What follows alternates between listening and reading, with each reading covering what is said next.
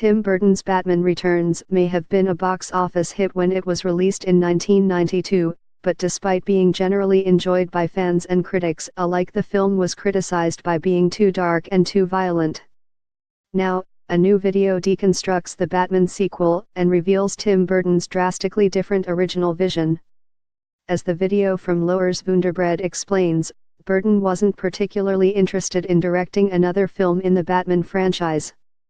However, Warner Brothers gave Burton a large amount of creative control to return, which led to him exploring a very different story. In the original Batman 2 script by Sam Hamm, the plot followed the Penguin, named Mr. Boniface in this version, hiring Catwoman to track down a set of antique ravens. With one of the antique ravens being located under Wayne Manor, the video explains that the story drew from the work of Frank Miller with elements from The Dark Knight Returns dropped into the script. Specifically, Batman 2 would have featured a vigilante Batman cult and Batman riding a horse. According to the video, Vicky Vale would have returned in this version of the sequel, and the Penguin/Oswald Cobblepot for mayor plot was abandoned completely. Batman 2 ultimately would have had a much lighter tone than what Batman Returns ultimately had, with the tone of Batman 2 being described as falling somewhere between the early episodes of the animated series and Adam West's Batman television series from the 1960s. However, this lighter version, which would have ended with Bruce proposing to Vicky, didn't impress Warner Brothers. They felt that the film lacked depth when it came to the villains as compared to Jack Nicholson's dynamic Joker in Batman, so Burton was pushed to pursue a different approach.